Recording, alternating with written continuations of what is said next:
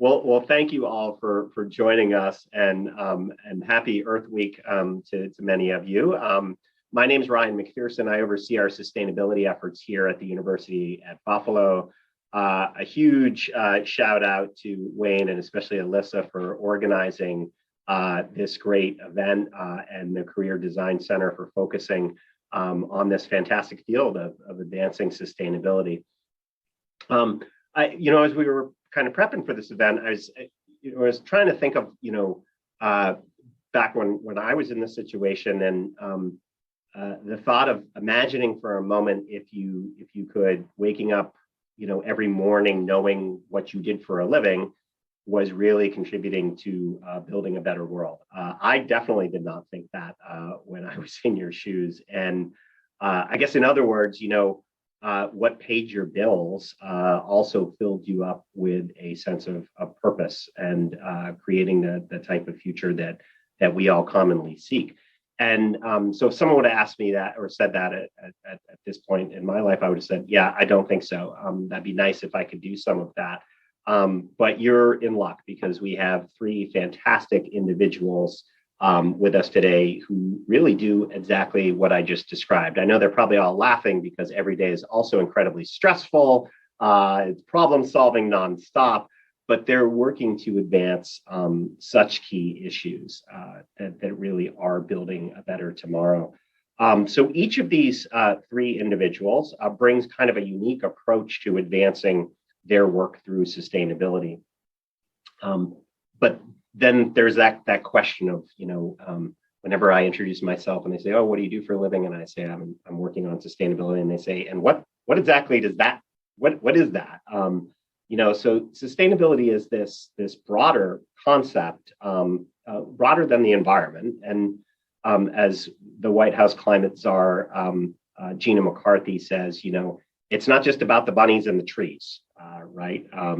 We're talking really about, I think it's really best be explained through the Sustainable Development Goals. And these are a series of 17 goals that every nation state has signed on to achieve by 2030.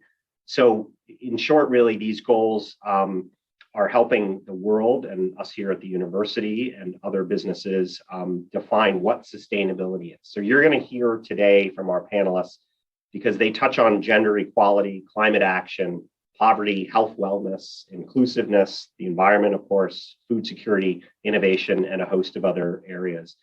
And closer to home here at UB, as I said, we've been leveraging these goals as a way to think about our larger sustainability work and initiatives, as well as curriculum.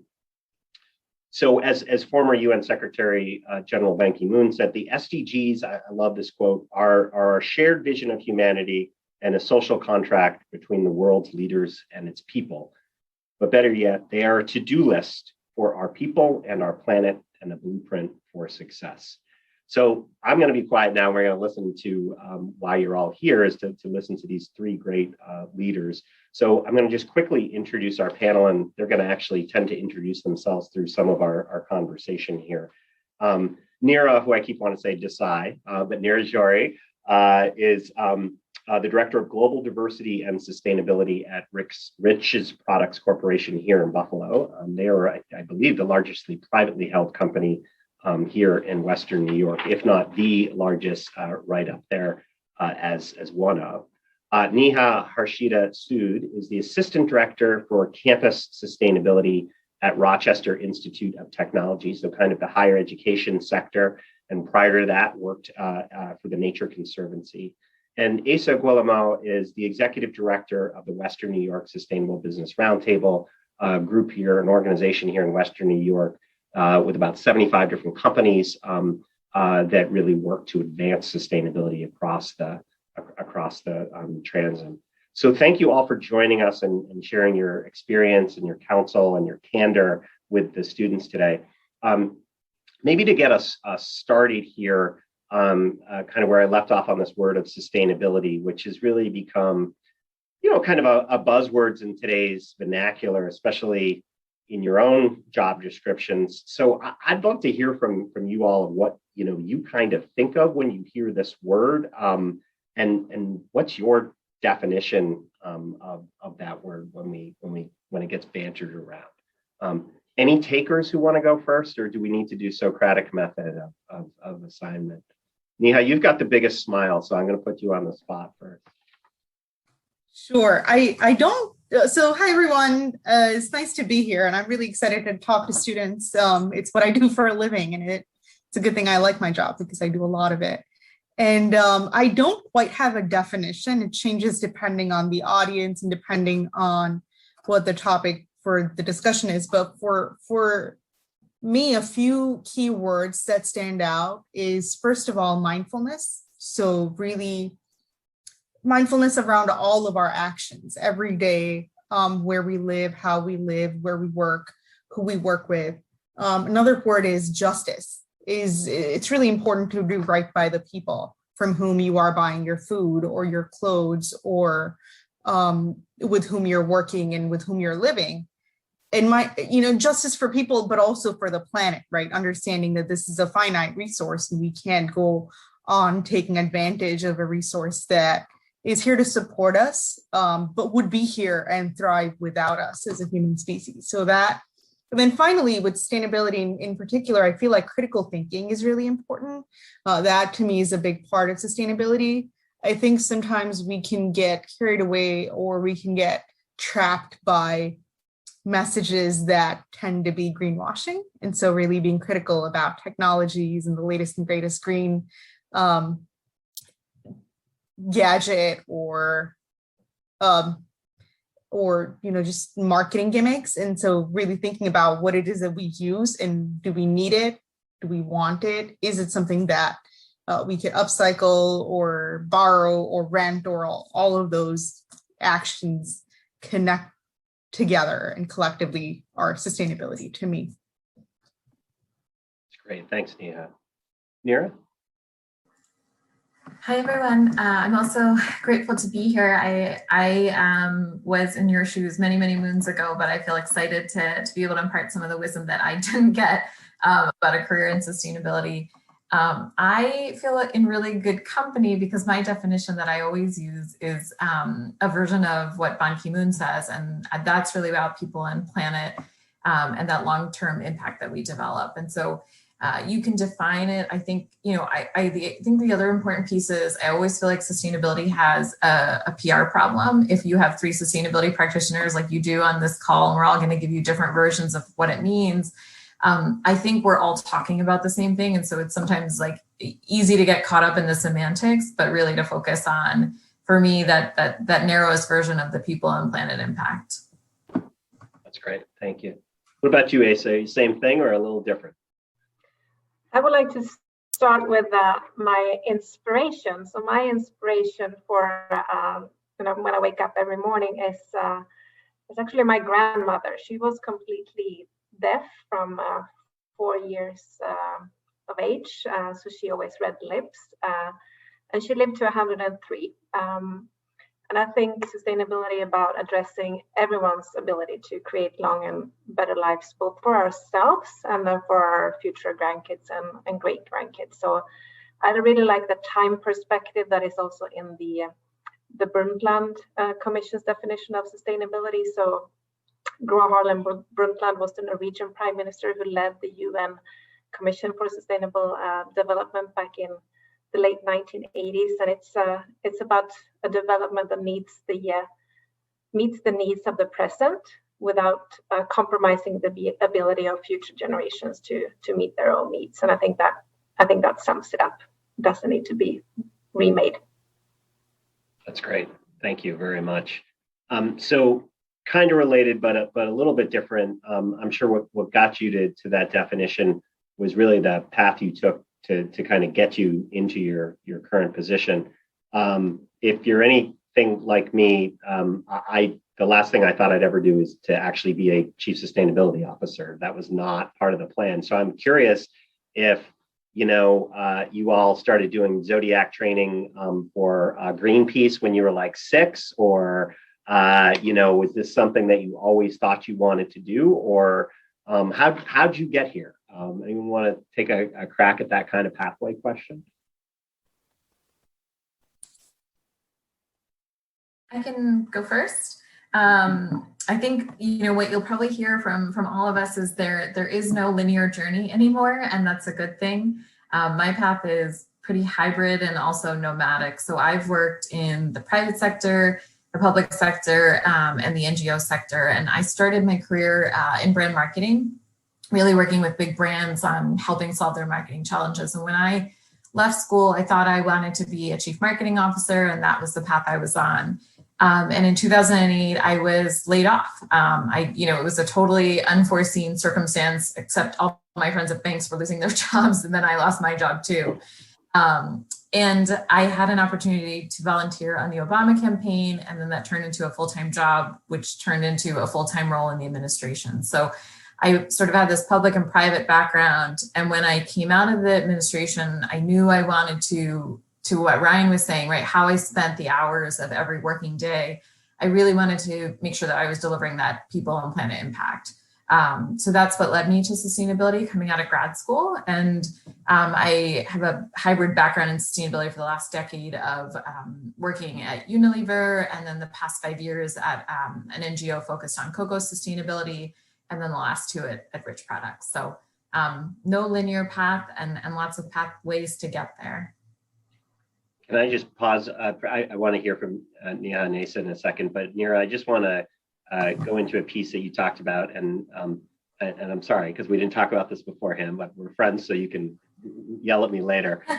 In 2008, you had talked about that setback piece, and one of the things that we talk about a lot, but I think it's hard for people until they go through that situation, is this concept of failing forward, and that lots of times those changes are actually what end up creating a pathway that you never thought was there. So I was just wondering if you could elaborate a little bit on that piece and what that, how you got through that and what that created for you going forward in terms of career opportunities.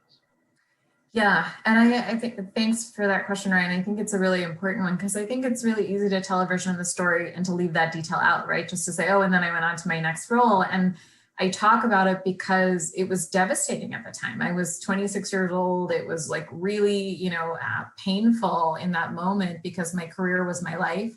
And I think what it taught me is a lot about like how you even think about your career is I've just never known where I'm going to be 5 years from today. Like if I look back in, the 25 years that I've been working, like I've never known where I'll be in that next 5. And so I always try to focus on the opportunities that come my way, the curiosity that leads me to new places, because I think you just have to remain open to what the world is going to give you, no matter how hard you work to line it up. It won't always stay that way. Well, that's great advice. There's something almost in that surrendering, it's that part's going to be, it doesn't mean you don't work hard, but it means you don't get to control everything either. So yeah, thank you for sharing that, Nira. Neha. So I grew up in India, and I was, as a 6-year-old, very mindful of waste and things like that. But it wasn't until I was in middle school that I really had my first aha moment, and it was plastic pollution in India, and it had gotten really bad. And so I did organize cleaning efforts. People called me Ganga, which is the Ganges River in India. And they meant that not in a very nice way, because Ganges is really polluted, and it was a whole thing. But I knew that the fact that all of my peers and people didn't care, or their lack of concern, made me even more concerned. And so I was like, this is what I want to do, environmental science. I'm going to find a program. And I ended up at RIT as a student in 2009 as a first year student. And I was doing environmental science, but sustainability, I think I fell into it when I met my current supervisor, Enid. She started our sustainability office about 2 years after I started school at RIT.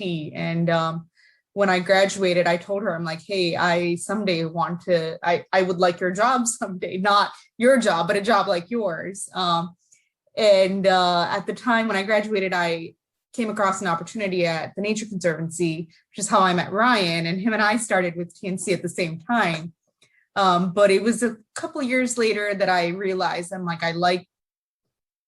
it just wasn't the right opportunity for me. It was a role that I felt like I was growing out of pretty within 2-3 years, and that's okay. So, as you all think about graduating, TNC was my dream organization at the time. And I think I learned a lot of skills that I brought to my second job, which is at RIT, working again for Enid. And I think I wouldn't have been here without my role at TNC, but I don't know that I would go back and work for that same organization someday. And so those are things that I think about where I came to and where I'm going from here.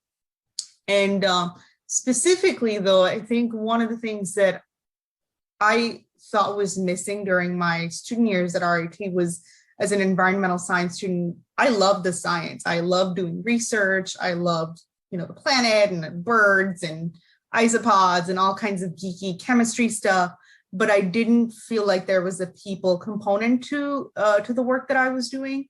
And that's essentially what led me to my work in sustainability. And one personal story that I will share is that, and Derek, who is on this call as well, knows the story well. When I was living in India in a city called Kolkata, where the Royal Bengal tigers are from, they're from my home state, we didn't have running water all the time. So we would wake up and we would fill up buckets of water, and that's all the water we had to use for the rest of the day.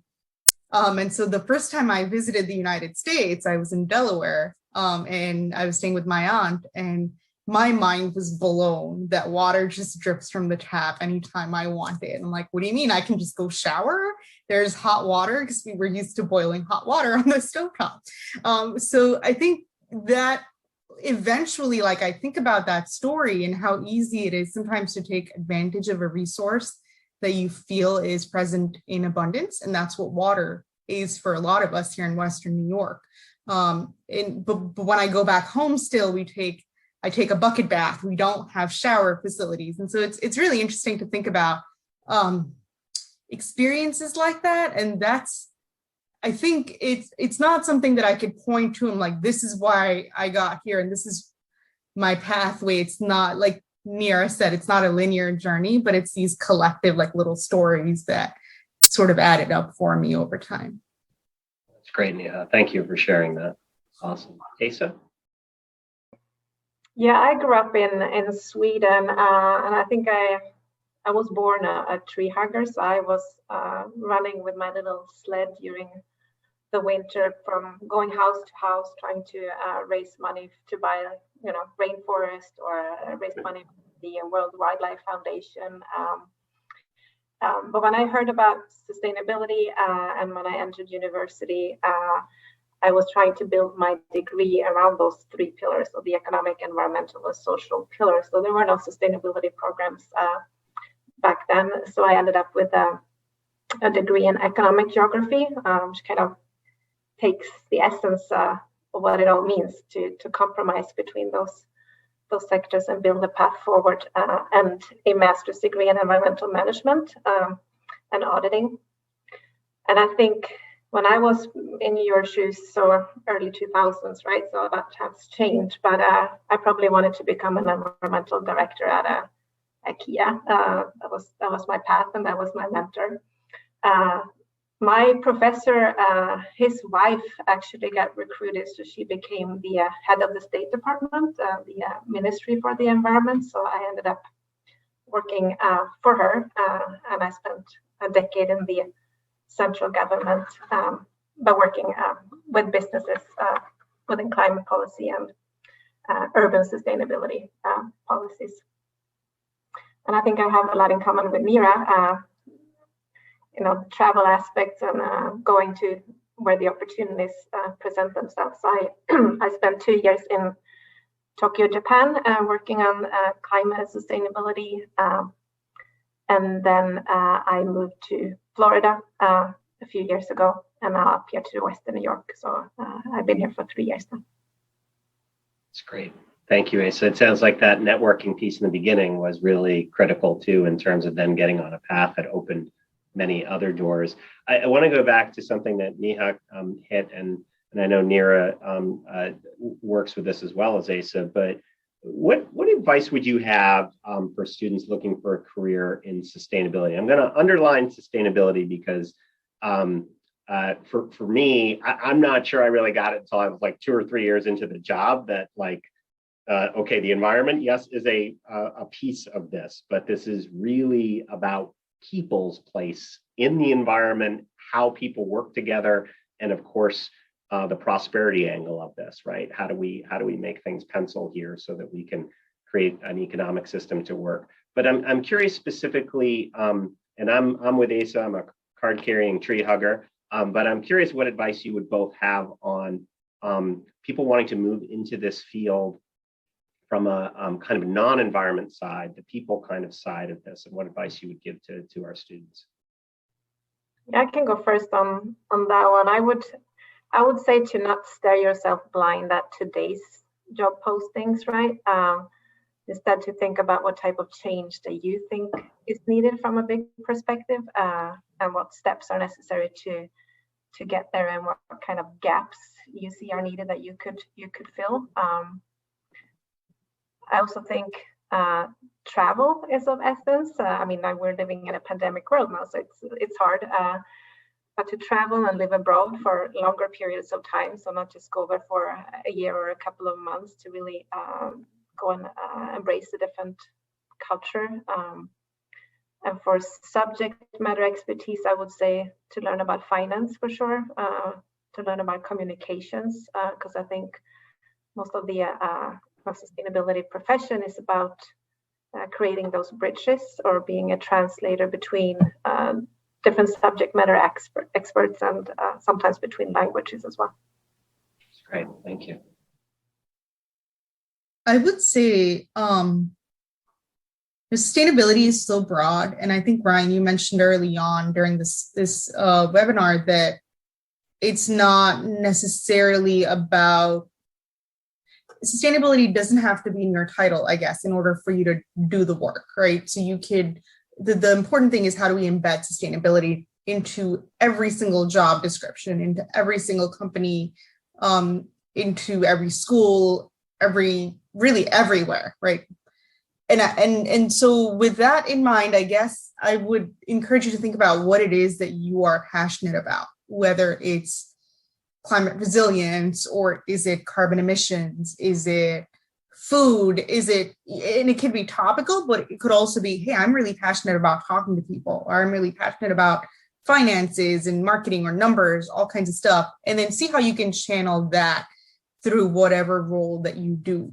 And the other thing I would say, which I think can be a little bit controversial, is that the company that you're working for sometimes is more important than the job description. I think it's important to work with people you like and people who you feel like you can work with to make a difference. And that could go one of two ways, right? When we talk about like the greatest opportunity for change can be in a company that's not progressive, that maybe doesn't really think about climate change, or doesn't have a climate action plan, because there's that opportunity to kind of add that value to that organization. On the other hand, it can also be like banging your head against a wall sometimes. And so you have to be careful and figure out what your limits are, what your passion is. And sometimes I will say that as a person of color, I did fall into this, I did struggle with that, with communicating things like why the BLM protests are important for the work that we do in sustainability, why racial justice matters. And I think it's oftentimes seen as, oh, that's not your work, that's diversity and inclusion division, or that's somebody else's job. You go figure out the recycling situation, right? And I think that's so really, I guess, think about that when you are, think about the people. It's important to like the people you work with. You're going to spend a lot of time with them. That's great. That's really great counsel. Nira? Yeah, I think just to build on both what Asa and Neha said, I think there's a lot of the language and the communication piece is a huge theme, not only from a skill set, but about where your passion lies. And someone said this to me, and I think I've used this example before with some people on this call of, there are going to be people out there that you talk to that really, really resonate with a story that you're going to tell about palm oil and deforestation and how it's destroying the habitats for orangutans. And then there will be other people that will look at you and say, why are you talking about orangutans? We're a food manufacturer. I don't understand what you're talking about, right? And I think to understand, like, are you an orangutan person or aren't you, right? It's like really a helpful question to ask yourself. And if you are an orangutan person, then you should go to those roles at those amazing NGOs that are pushing the needle and driving real change on the ground.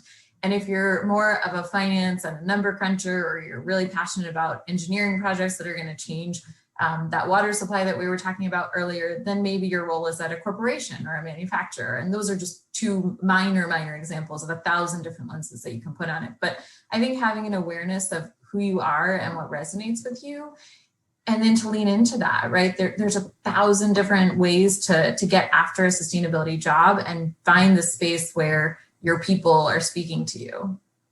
Yeah, that is great. And I am taking away the orangutan portion of that. I have not heard that from you yet. So that is awesome. So I want to take what you just said, and I think it was Neha in this piece. And so, talking a bit about people, well, that is, when we think about this word again, I think a lot of the environmentalists actually have the hardest time coming into the SDGs because they bring kind of that baggage, which is great because that's what the SDGs, I think the environmental movement, sustainability is built on that movement to a large extent. But it's also, it includes key things in terms of that are represented through the Sustainable Development Goals. Again, from reducing inequalities to women's rights to ending poverty and all of those different things. So I'd love to hear whether you use the SDGs at all in your work, and if you do, how do you use them and how do they frame your work? I just think of them as so kind of helpful in terms of helping us see that bigger picture of what it is we mean by when we say sustainability. Asa, do you want to take a crack at that? Sure. So the Sustainable Business Roundtable is a very local and place-based organization with about 70 membership organizations. Those are organizations on all different stages on their sustainability journey.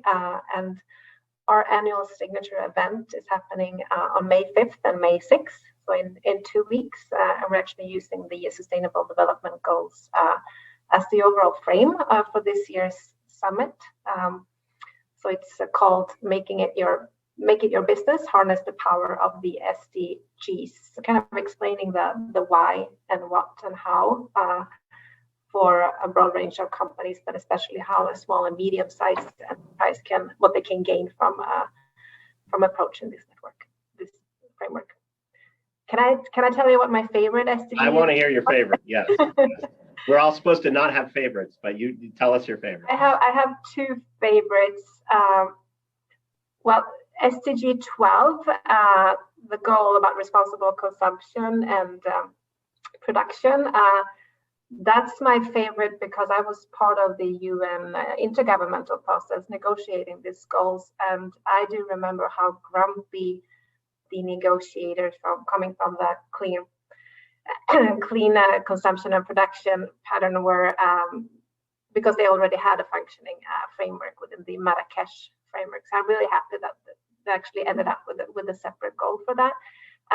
But for myself, I think the SDG 3 about good health and good well-being is important. And I think to kind of tie it back to what I said in the beginning, it's goes back to my grandmother because her sister died from childbirth. So this was back in the 1920s, right? I told you she lived to over 100. And I think there's the fact that there's already been significant progress in this area, and also how much progress this can actually lead us to as well. So I think there's something with the Project Drawdown, if they look at the impact of investing in universal education and family planning in low and middle income countries, that can actually reduce emissions comparable to what China is emitting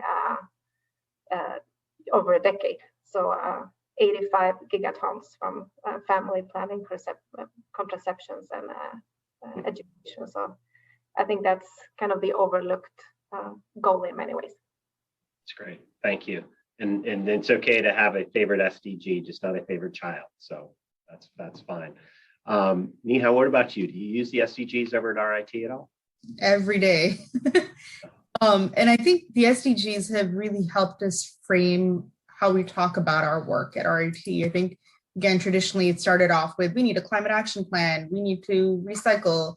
And I think when people think about sustainability, the first thing that comes to their mind often is solar panels. The second is usually recycling or waste management, right? But again, going back to this is not just about cool green technology, it's about people. And I think the SDGs make it really, they make it easier for us to convey that we're not just about LED lights and solar panels, right? And other things that I would say is that personally, if I can't make a case for the work that I'm doing about how it relates to sustainability, how it would be good for people, and point to specific SDGs that a program or anything that we're doing, how it will help advance one or more SDGs. If I can't make that case, I'm not going to do it. And even if I had to do it, if someone said, nope, this is your job, do it, I wouldn't be excited about it, right? So I think that's why the SDGs are so important to me, as just overall, because it helps me feel connected personally to sustainability work. And I guess I also have two favorite SDGs, and mine are, as you can guess, clean water and sanitation, number 6, and 11, sustainable cities and communities. And I think one of the things at RIT, I love my alma mater, I love my workplace, but we're not very good at the people side of things, right? We're a tech school. We're really good at figuring out the planet piece and the prosperity piece. When it comes to the people piece of the triple bottom line approach, we just aren't good at that. And I think having affordable next to clean energy is really helpful for me, because I can say, all right, you made the solar panel and it costs $1 bajillion. And you want it everywhere, but that's just not going to happen if it's not affordable, right? So those kind of connections, the SDGs make it a little bit helpful to talk about those. That perspective is really great. And I love the fact too that you can take the girl out of the river, but you can't take the river out of the girl. So nicely done.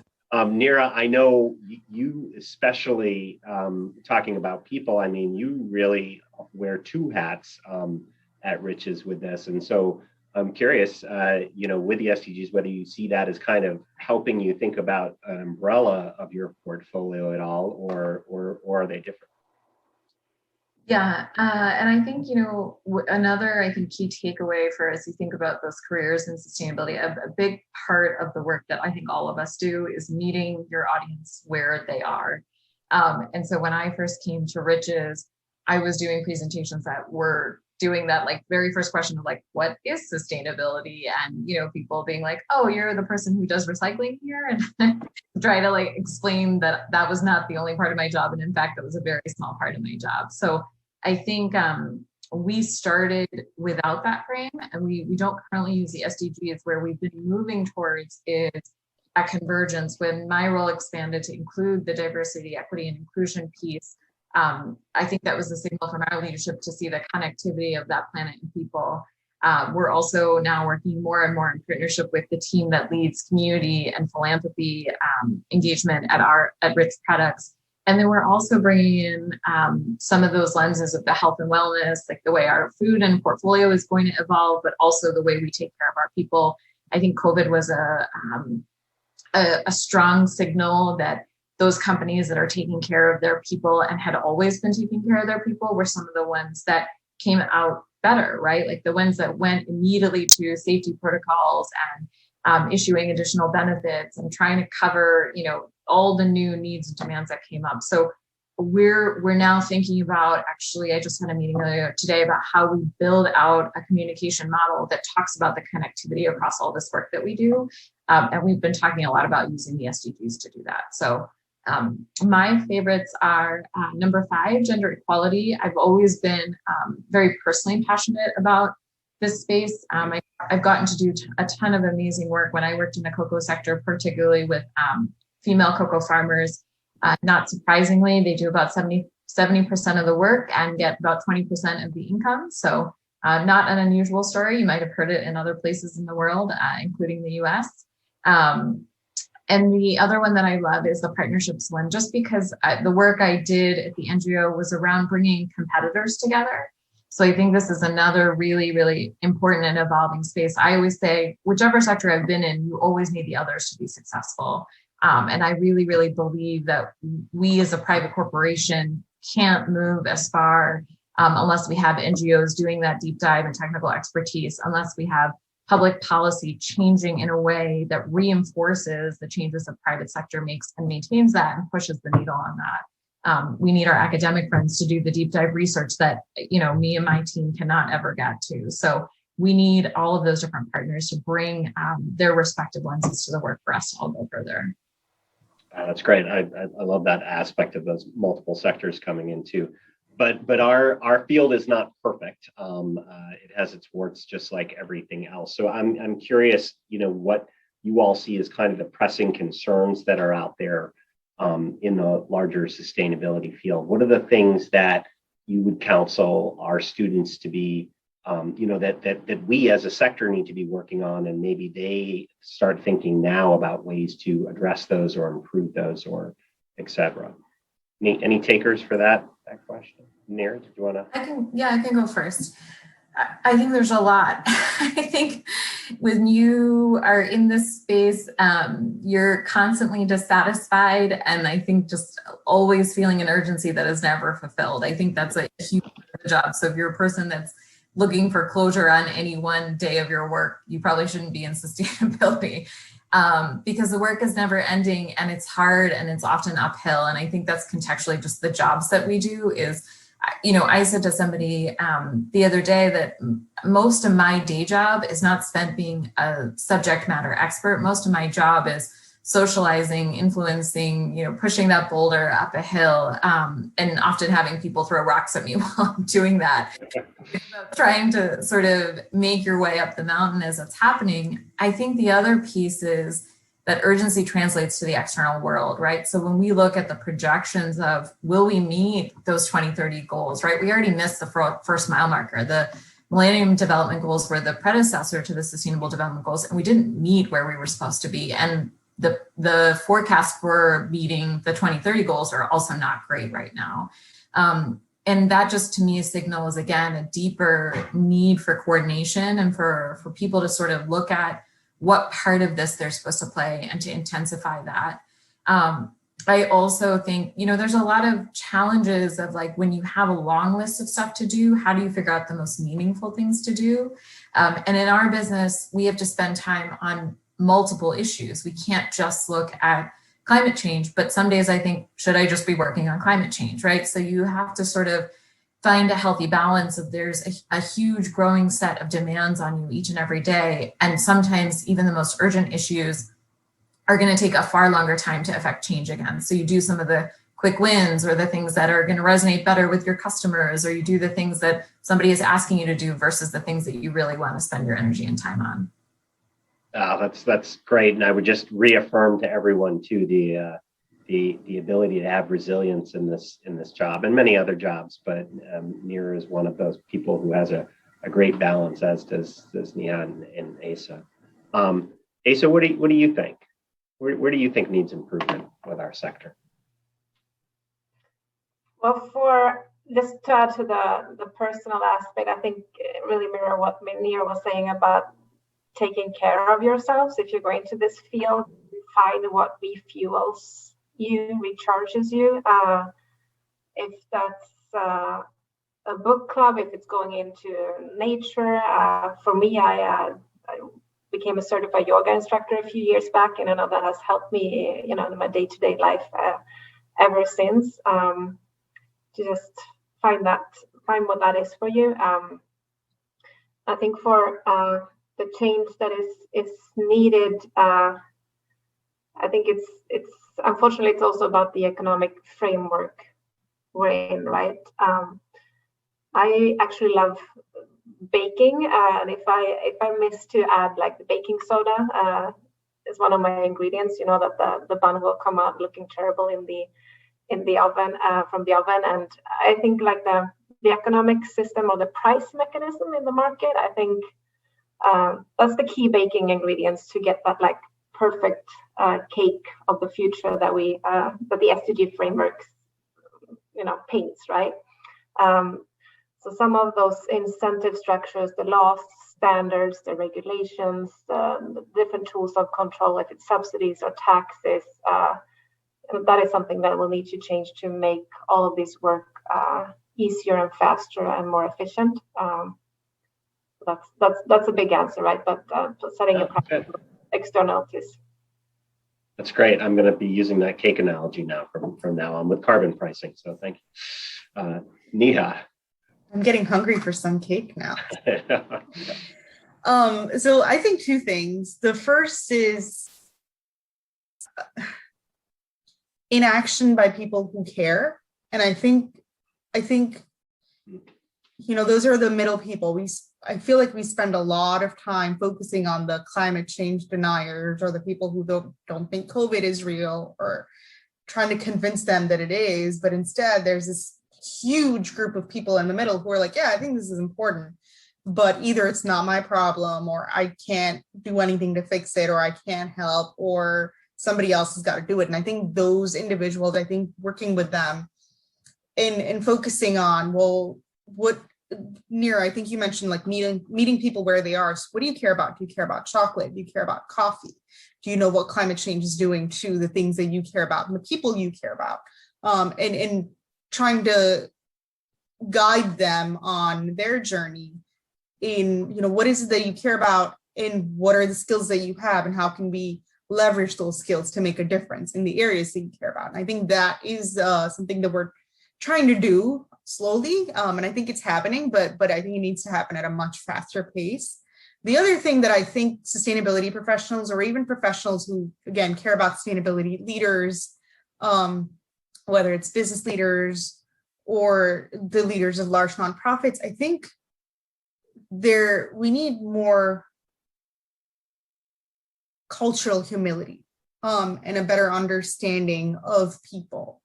And I think that one of the challenges I see with the climate movement is the focus on offsets and the focus on resilience. I was talking to a group of students last week and they asked me, well, what do you think about when you think about resilience, right? And I was like, well, I think about how to get people out of harm's way when a natural disaster strikes. And they talked to 6 other professionals, sustainability professionals in higher ed, and not a single one had mentioned people. And I was a little bit shocked. And I think that idea, who are these people? Where are they? Who are the most vulnerable around us? And if they're not around us, well, then where are they? And how do we get them out of harm's way? I think that comes with a baseline of more cultural humility and making sure that, again, we're doing right by the people who, pick our cocoa beans that we consume or, pick avocados down in Mexico. It's like a whole, there's a lot there. Yeah, that's great. It's a paraphrasing Einstein. He said it a little bit differently, but like the older I get, the less I know, right? And that the ability to have that humility within a cultural setting. A great question from Rachel.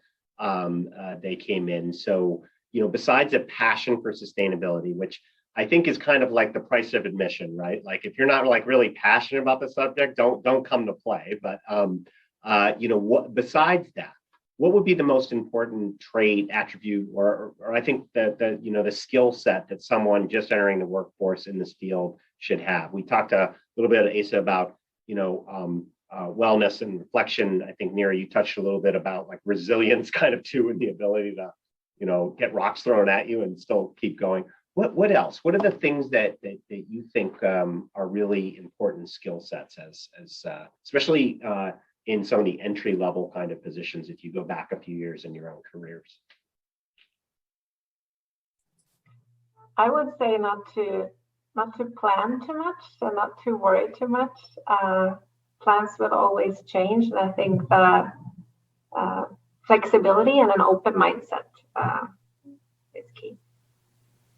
That's great. That's great. Yeah, I would say a willingness to unlearn what you think you know is another one. And I think there's a quote that my husband uses a lot. He's like, you can't learn that which you think you know. And in this field in particular, things change so fast. New information is always available. And I think coming in with the mindset of I'm here to learn, and learning will continue beyond your college years, whether you like it or not. And so that, I guess, open-mindedness, like Asa said, it's important. Neha, there's a new book by Adam Grant. I don't know if you've seen yet, called Think Again. And it's that entire premise. If you're lazy like me, there's a great 60-minute podcast that gives you the general gist, but it's really super. Again, Think Again by Adam Grant. Nira, what about you? Ryan, I'm pretty sure no one's ever put Ryan McPherson and lazy in the same sentence. Definitely in reading. I think, two things I would say three actually. So first is curiosity. So passion is not enough, I think, because this field is constantly evolving, and even just like the things that you need to understand, the angles you have to put together, the science is evolving, the players are changing. So being curious and actively seeking that out, you're usually probably going to be in a small team. You're not going to be surrounded by experts all the time. So I think that knowing even how to find the right answers is a big part of it. I would say communication is a huge piece. Again, we speak in a jargon and language that people often don't understand what you're talking about. So when you're, Asa mentioned this a couple of times, right? Instead of speaking about emissions, talk about the financial impact of those emissions. And in a business setting, a lot more people are paying attention, right? So it depends on your context, but knowing how to speak the language and that up and down of like, what is the right level of information for someone at an executive level versus someone that might be a more technical expert, right? So when you work with the engineers, you need to speak in megawatts and kilohertz and what all the other stuff like that they want to talk about. And then I think the last piece would be emotional intelligence. I think the reality is if there's human nature in every job that you have, and people are always motivated by what's in it for them. And so understanding how to connect with people, really actively listen. I think that piece of like unlearn, what you think you know is really a huge part of it, because people are going to be all over the map, and trying to understand how you can connect with them and further your personal sustainability agenda for what you're trying to achieve is a huge part of that. That's great, Nira. And Nira, you just mentioned our engineering friends, so I'm going to bring in Laura's question here. Laura, thank you for asking that. Love those red headphones. So in general, you're asking, is it hard to find a job as an environmental engineer? Do you think the demand for environmental engineers will increase or decrease over time? Neha, I'm going to put you on the spot just because of RIT's larger focus and your own there. I'm sure others have comments on this as well, but what do you think of that question? I think that I don't think it's hard, or I don't think it's harder than any other job. I feel like there are a lot of entry-level environmental engineering positions available that I know some of our students apply for and usually get. And there's a whole engineering, basically, there's sustainable systems engineering is an environmental engineering program at the Golisano Institute for Sustainability. And I do think the demand will increase over time, but I think, again, like having those other skills, right? So communication skills or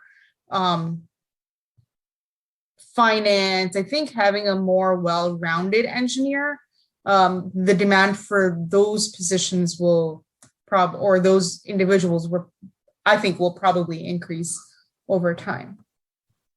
Right on. I think thinking about tomorrow's engineer is different than thinking about yesterday's engineer in this field specifically. I think tomorrow's engineer has all the same skills that yesterday's did, but all those pieces that Neha just brought in and that you've heard, like bringing the multidisciplinary approach to that. And also, Alyssa just dropped in the chat there some specific things right now on the market that DEC is looking for as well. Yeah. Asa, sorry, go ahead, Nick. Yeah. I just want to add, sometimes it could also be really frustrating for a student who has an engineering degree, but and is in an engineering job where they can't channel their other skills and into that role. So that's something that I would also be careful about as you're thinking about employment opportunities, making sure that, you know, there are ways for you to engage in the work that is meaningful to you, whether that is building up, I don't know, robot something or another, or, you know, whatever it is. So I think that's something that a lot of mechanical engineers, for example, they're like, yeah, I'm doing engineering, but this is not really what I wanted to do. And it's not the physical work so much as maybe the work, the company that they're working for, or who the final product is going to, how is it solving a problem, or how is it helping a person in need. So I think that's something that I would be mindful about. Yeah. And I think it's also like the piece of, if you were getting a degree in engineering, there's lots of ways to like add the environmental to that, right? So it doesn't have to necessarily, you don't have to be hired into a role that says environmental engineer. Like the people who are leading all of our sustainability work in our supply chain are mechanical engineers, right? They know how our systems work. They work with our assets.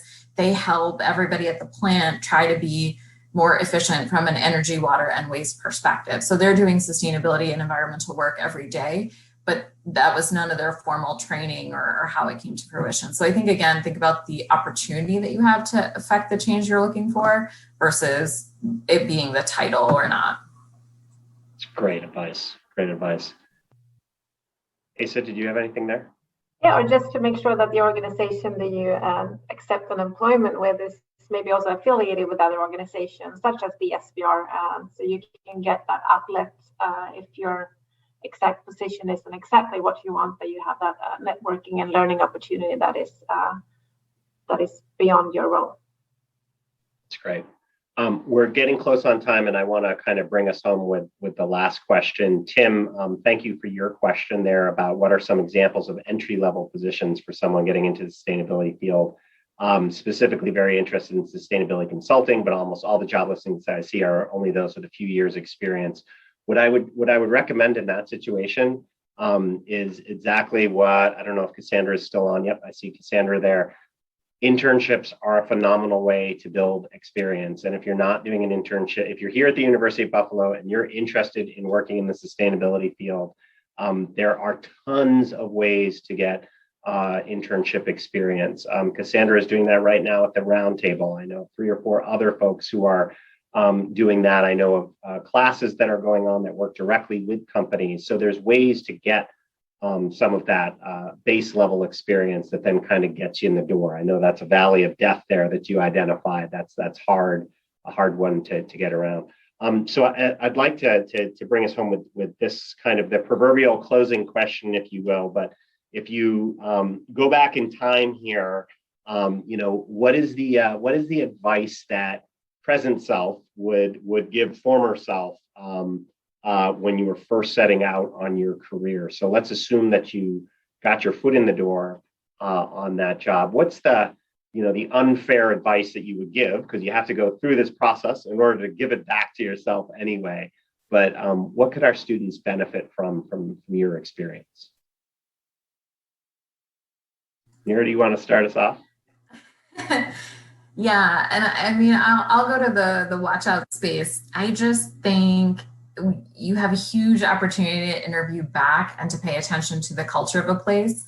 Like, I think this is true of people and organizations. People and organizations will tell you so genuinely who they are in those first meetings, those first instances. Pay attention to like the way the place feels and how people interact with you and the way they treat you in that interview process. Because I think every place that I've worked that was lacking in culture, I knew that when I was walking in the door, right? Like I could, it's tangible. So I'd say pay attention to that, because like if you're gonna work is no longer 40 hours a week, most of us are doing 60 to 80 these days. It's a place where you can choose to be happy and have growth, but that's much, much harder to do in places where the culture is terrible. So I'd say pay attention to those clues. And the better choices you make earlier on, the happier it'll be, I think. That's great. Asa? No, I just agree with Nira on that one. Those key relationships, right? And usually you know that from the get-go, what's going to work out and was not going to work out, and stick to, to trust that gut feeling. That's great. It's the people and the culture. Neha? I would say I wish I had taken a break between grad school and my first job, and then between my first job and my second job. And it was very much like, we need you now. Can you work on Tuesday? And I'm like, oh dear, yes, of course, yes. But I wish that I had, really just taken a week. And I also wish that I were better at taking breaks while being employed. It's very easy for me to just look at my phone all the time and respond to a student question, even if it's at 9 p.m. And I think it's okay for a little bit, but it does get stressful in any job, in any situation. I think learning how to say no, or can I do this tomorrow, or how urgent is this, and like all of those things, I think I wish I were better at. And also negotiate extra vacation days from the beginning if you need to, so they won't give it to you once you start. Wise counsel. I think you all are phenomenal change makers, and it's great to hear that advice. Thank you so much for joining us, Asa, Neha, Nira. Again, I know you have a zillion things going on in your own career, and on behalf of Alyssa and Wayne and all the students in the university, thank you for everything you not only do for the organizations that you advance, but for our planet and for our people. It is incredibly appreciated, and we have a lot of gratitude for that.